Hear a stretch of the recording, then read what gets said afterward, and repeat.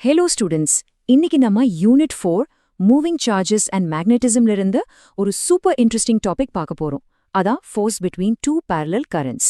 பிசிக்ஸ்ல like ரிப்பல்ஸ்னு படிச்சிருக்கோம், கரெக்டா? ஆனா இங்க லைக் கரண்ட்ஸ் அட்ராக்ட் பண்ணோம். எப்படி? இந்த ஆச்சரியமான விஷயத்தை தான் சிம்பிளா எக்ஸாம்க்கு தேவையான எல்லா பாயிண்ட்ஸோடையும் பார்க்க போறோம். வாங்க. ஓகே, ஸோ செக்ஷன் 1 கரண்ட்ஸ் இப்படி நம்ம எக்ஸ்பெக்ட் பண்றதுக்கு ஆப்போசிட்டா பிஹேவ் பண்ணுதுங்கிறத பார்த்து கொஞ்சம் ஆச்சரியப்படலாம் வாங்க. சரி, உங்கள்கிட்ட ஒரு கேள்வி. எலக்ட்ரோஸ்டாட்டிக்ஸ்ல நம்ம என்ன படிச்சிருக்கோம்? லைக் சார்ஜஸ், யானி பாசிட்டிவும் இல்லனா நெகட்டிவும் ஒன்னா வச்சா என்ன ஆகும்? கரெக்ட், ரிப்பெல் பண்ணும், ஒன்ன விட்டு ஒன்னு விலகி போகும். ஆனா இங்க பாத்தீங்கன்னா லைக் கரண்ட்ஸ், அதாவது ஒரே டைரக்ஷன்ல போற ரெண்டு பேரலல் கரண்ட்ஸ் அட்ராக்ட் பண்ணுது. அது எப்படி? இதுதான் இன்னைக்கு நம்ம தேட போற பதில். ஓகே, ஸோ இந்த அட்ராக்ஷனுக்கு பின்னாடி இருக்கிற சீக்ரெட் என்ன? அதை இப்போ நம்ம அன்லாக் பண்ணிடலாம். வாங்க பாப்போம். இதை இப்படி ரொம்ப சிம்பிளா யோசிச்சு பாருங்க. ஒரு வயரும் தனியா ஆக்ட் பண்ணவே இல்ல. முதல்ல ஒரு வயர் தன்னை சுத்தி ஒரு இன்ஃப்ளூயன்ஸை கிரியேட் பண்ணுது. அந்த இன்ஃப்ளூயன்ஸ் தான் மேக்னெட்டிக் ஃபீல்ட். அதுக்கப்புறம் இன்னொரு வயர் அந்த இன்ஃப்ளூயன்ஸ்க்கு, அதாவது அந்த மேக்னெட்டிக் ஃபீல்டுக்கு ரியாக்ட் பண்ணுது. So it's a 2-step process. ஒரு வயர் சோர்ஸ் மாதிரி, இன்னொரு வயர் அந்த சோர்ஸால கிரியேட் ஆன ஃபோர்ஸை எக்ஸ்பீரியன்ஸ் பண்ணுது. இந்த படத்தை பாத்தீங்கன்னா இன்னும் கிளியரா புரியும்.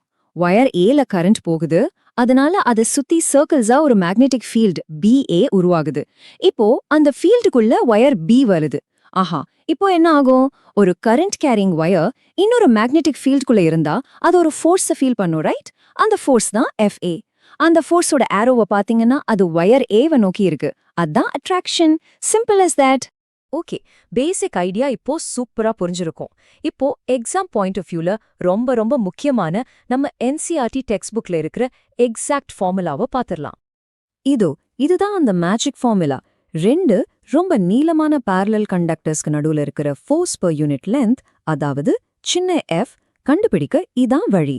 இந்த ஃபார்முலாவை நல்லா மனசுல ரிஜிஸ்டர் பண்ணிக்கோங்க, ரொம்ப முக்கியம். வாங்க, இந்த ஃபார்முலாவை இப்போ பிரிச்சு மேயலாம். Fனா என்ன? 1 மீட்டர் நீளமுள்ள வயர் மேல எவ்வளவு ஃபோர்ஸ் ஆக்ட் ஆகுதுங்கிறது. IA அண்ட் IBனா வயர் A அண்ட் வயர் Bல போற கரண்டோட வேல்யூ. Dனா ரொம்ப சிம்பிள், ரெண்டு வயருக்கும் நடுவுல இருக்கிற தூரம். அண்ட் ஃபைனலி இந்த மியூ0. இத மியூ0னு சொல்வோம். இது ஒரு கான்ஸ்டன்ட், அதாவது ஒரு fixed value. Permeability of free ஸ்பேஸ்னு சொல்வோம். சரி, நம்ம ஆல்ரெடி படிச்ச சின்ன பிசிக்ஸ் ரூல்ஸை வச்சு இந்த பெரிய ஃபார்முலா எப்படி வருதுன்னு பாப்போம். அப்புறமா இதுக்கும் நம்ம ஆம்பியருக்கும் என்ன சம்பந்தம்னு பார்த்துடலாம். இது ரொம்ப ஈஸி, ஒரு 4-step ப்ராசஸ் தான். ஸ்டெப் 1, நம்ம ரைட் ஹேண்ட் தம்ப் ரூலை யூஸ் பண்ணி வயரை உருவாக்குற மேக்னெட்டிக் ஃபீல்ட் BA ஓட டைரக்ஷனை கண்டுபிடிங்க. ஸ்டெப் 2, ஓகே, இப்போ அந்த ஃபீல்டுக்குள்ள வயர் B இருக்கு. Step 3, so Lorentz force principle படி அது மேல ஒரு ஃபோர்ஸ் ஆக்ட் ஆகும். ஃபார்முலா என்ன? F = ILB. ஸ்டெப் 4, இப்போ நம்ம ஃப்ளெமிங்ஸ் லெஃப்ட் ஹேண்ட் ரூலை யூஸ் பண்ணி அந்த ஃபோர்ஸோட டைரக்ஷனை பாத்தீங்கன்னா, சர்ப்ரைஸ், அது வயர் ஏவை பார்த்து இருக்கும். இவ்வளவுதான் விஷயம். ரெண்டு சின்ன ரூலை சேர்த்தா உங்களுக்கு ஆன்சர் கிடைச்சிரும். நம்ம NCERT டெக்ஸ்ட் புக்ல இருக்கிற இந்த படத்தை பாத்தீங்கன்னா இன்னும் நல்ல தெளிவா புரியும். கண்டக்டர் A எப்படி ஒரு மேக்னெட்டிக் ஃபீல்டு BAவை கண்டக்டர் B மேல உருவாக்குதுன்னு காட்டிறாங்க. அந்த ஃபீல்டுனால கண்டக்டர் B மேல FA ஃபோர்ஸ் எப்படி ஆக்ட் ஆகுதுன்னு புரியுது.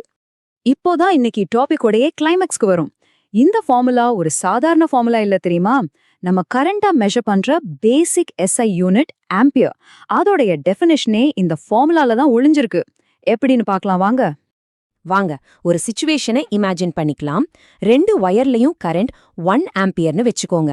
ரெண்டு வயருக்கும் நடுவுல இருக்கிற டிஸ்டன்ஸும் 1 மீட்டர். இப்போ நம்ம ஃபார்முலால இந்த வேல்யூஸை சப்ஸ்டியூட் பண்ணுங்க. மியூ0ஓட வேல்யூ 4π × 10⁻⁻⁷.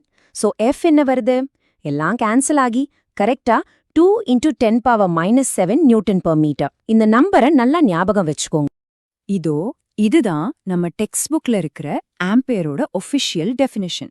இது வேற ஒன்னும் இல்ல, நம்ம இப்ப பண்ண கால்குலேஷன் தான். ரெண்டு பேரலல் வயர்ஸ்ல 1 மீட்டர் தூரத்துல வச்சு 2 × 10⁻⁻⁷ Nm/m ஃபோர்ஸை உருவாக்குற அந்த ஸ்டெடி கரண்ட்டுக்கு பேரு தான் 1 ஆம்பியர்.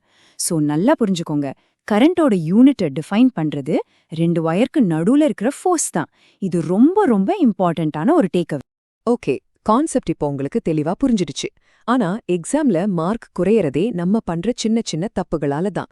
அத சைலண்ட் கில்லர்ஸ்னு சொல்லுவோம். வாங்க அந்த ட்ராப்ஸ்ல மாட்டிக்காம எப்படி எஸ்கேப் ஆகுறதுன்னு பாப்போம். இந்த ஸ்லைடை நல்லா கவனிச்சுக்கோங்க. மிஸ்டேக் நம்பர் 1, லைக் சார்ஜஸை ரிப்பெல் பண்ணும். லைக் கரண்ட்ஸ் அட்ராக்ட் பண்ணும், மறந்துடாதீங்க. மிஸ்டேக் நம்பர் 2, ஒரு வயர் அதோடைய சொந்த ஃபீல்ட்னால ஃபோர்ஸை ஃபீல் பண்ணாது. அது பக்கத்துல இருக்கிற இன்னொரு வயரோட ஃபீல்ட்னால தான் ஃபோர்ஸை ஃபீல் பண்ணும். மிஸ்டேக் நம்பர் 3, ஃபார்முலால டினாமினேட்டர்ல டி தான் வரும், d² கிடையாது. கூலம்ஸ் லாவோட இதை கன்ஃபியூஸ் பண்ணிக்காதீங்க. Alright, let's wrap up. இன்னைக்கு நம்ம படிச்சத எப்படி சாப்டரோட மத்த கான்செப்ட்ஸ் கூட கனெக்ட் பண்றதுன்னு பாப்போம். அண்ட் எக்ஸாம்க்கு ஒரு குவிக் ரிவிஷனும் பண்ணிடலாம். பாத்தீங்கன்னா இந்த டாபிக் ஒன்னும் தனியா நிக்கிற கான்செப்ட் இல்ல. ஆஸ்டெட் சொன்ன மாதிரி கரண்ட் மேக்னெட்டிக் ஃபீல்டை உருவாக்குது. அந்த ஃபீல்டை கண்டுபிடிக்க நம்ம ஆம்பியர்ஸ் லா யூஸ் பண்றோம். அந்த ஃபீல்டை ஃபோர்ஸா கண்டுபிடிக்க லாரன்ஸ் ஃபோர்ஸ் யூஸ் பண்றோம். இவ்ளோ பெரிய ஐடியாஸோட ஒரு காம்பினேஷன் தான் இது. பிளஸ் ஆம்பியரோட டெஃபினிஷனே இதிலிருந்து தான் வருது. ஃபைனலி நியூட்டன்ஸ் தேர்ட் லா இங்கேயும் ஒர்க் ஆகுது. FAB = -FPA. எக்ஸாம்க்கு போறதுக்கு முன்னாடி இந்த 4 பாயிண்ட் மட்டும் ஞாபகம் வச்சுக்கோங்க. parallel currents அட்ராக்ட் பண்ணும், ஆன்டி parallel currents ரிப்பெல் பண்ணும். Force per length formula F = μ0 × IA × IE divided by 2πd.